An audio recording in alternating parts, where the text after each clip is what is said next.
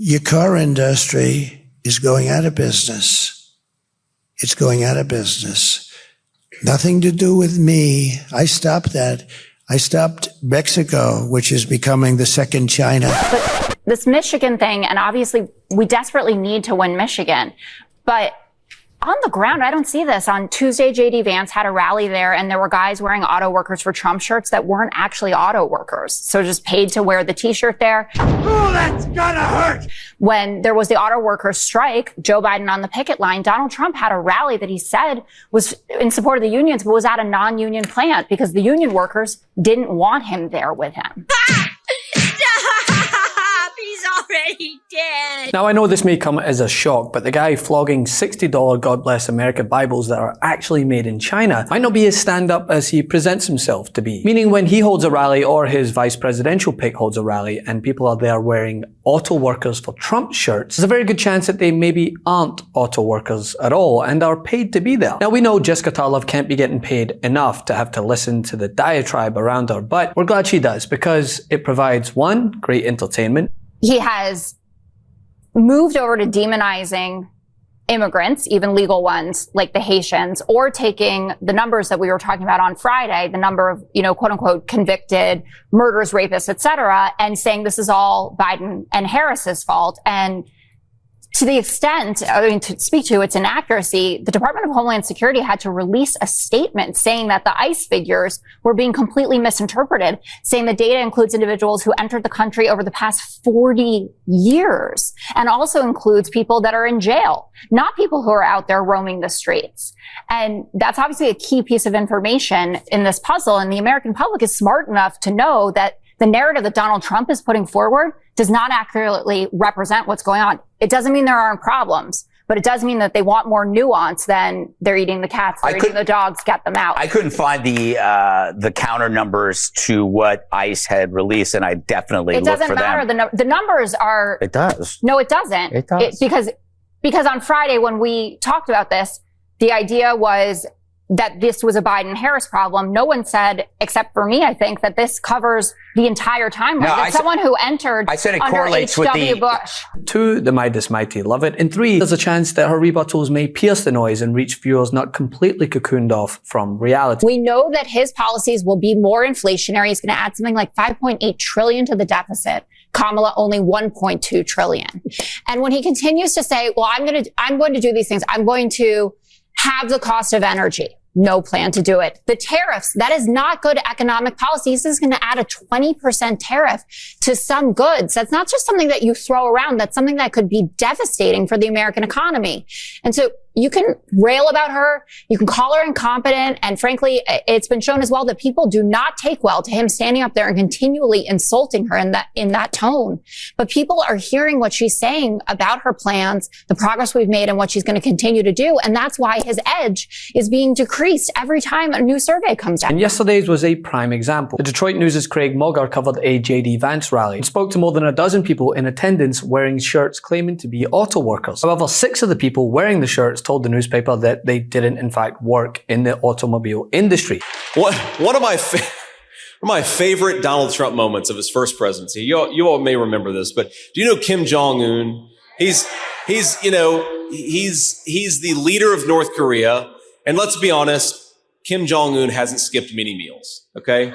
So Donald Trump goes to Kim Jong-un and he meets with them and all the photographers come in and President Trump looks at the photographers and he says, all right, everybody, make us look good, make us look very thin. And Kim Jong-un shoots up like this. He's kind of offended a little bit. But what it showed is Donald Trump's, I see a lot of you laughing, but I'm not just trying to make fun of Kim Jong-un. The point is, you have to go and talk to people. You have to be willing to engage in diplomacy, engage in conversations. That's how you keep the world from falling into disarray and war. And Donald Trump was better at it than anybody over the last 50 years. This Michigan thing, and obviously we desperately need to win Michigan, but on the ground, I don't see this. On Tuesday, J.D. Vance had a rally there, and there were guys wearing auto workers for Trump shirts that weren't actually auto workers. So just paid to wear the T-shirt there. When there was the auto workers strike, Joe Biden on the picket line, Donald Trump had a rally that he said was in support of the unions, but was at a non-union plant because the union workers didn't want him there with him. But I find it difficult to sit for all of these discussions about how the Democrats are blowing it with men and this is irredeemable and, you know, we're terrible and we belittle, et cetera, when the gender gap on the other side with women is bigger than the gap with men. So Donald Trump is losing to Kamala Harris with women 15 to 20 points, which is bigger than the margins of any Republicans have before. And I don't hear the Republican tour about women. I just hear him even on with Andrew Schultz, doubling down on, it was good to get rid of Roe. That's no problem. I mean, Andrew Schultz set him up perfectly with a hilarious joke about how Barron is such a stud and bet you're feeling bad about getting rid of Roe v. Wade.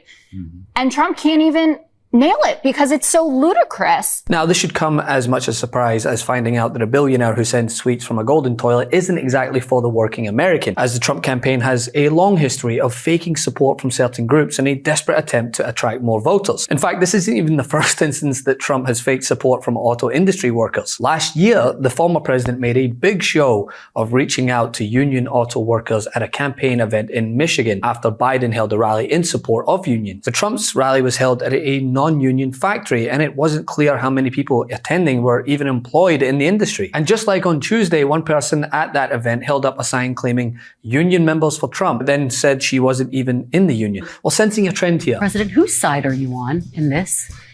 I'm on the side of making our country great. And this was even more blatant because the United Auto Workers at the time were on strike, and Trump's actions seemed to show that he didn't support them, which, if you look at his statements both in the past and today, you can see a through line. He doesn't give two shites about the worker.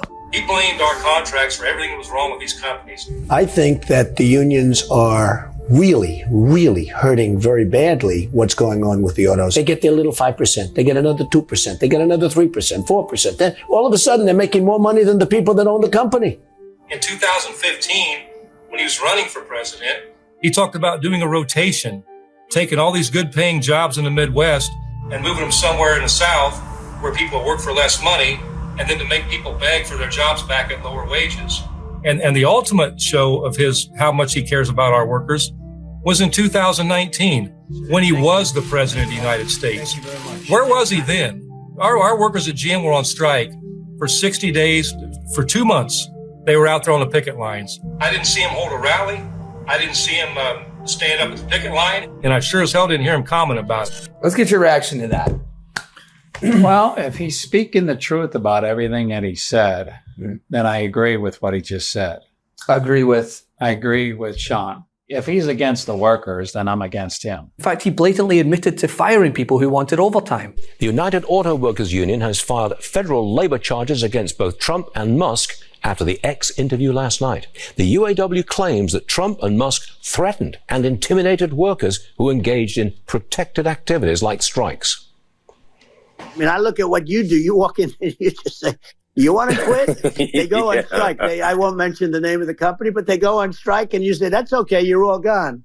You're all gone. So every one of you is gone. But what's more important is that Vance's rally on Tuesday was held in a heavily Democratic area in the battleground state, where he attacked President Biden and Kamala Harris's efforts to help General Motors build more electric vehicles, saying the vehicles are, quote, table scraps. But yet he's scraping the barrel to get people there to the point that they have to fake auto workers are even present. Got to talk to our neighbors. These guys couldn't give a damn about Michigan workers. They care about their billionaire friends like Elon Musk. Now, look, this is the guy. This is the guy. Remember they caught him on tape, Elon Musk and Donald Trump talking. They were laughing about the idea of firing striking workers. You go in there and fire them before they can go on strike. Meanwhile, Musk is building his new auto plant. Not in Michigan, in Mexico. Going to build it in Mexico. And he rolled out, going to get his parts, red carpet, from China. So this is the guy that wants to be our economic czar for the country. The guy who wants to fire workers and bust unions, a guy who wants to take auto manufacturing to Mexico and source it with Chinese-made parts. You talk to your neighbors and friends and tell me if anybody in Michigan thinks that's a good idea, because it sure the hell isn't a good idea. Love this video? Make sure you stay up to date on the latest breaking news and all things Midas by signing up to the MeidasTouch newsletter at MeidasTouch.com/newsletter.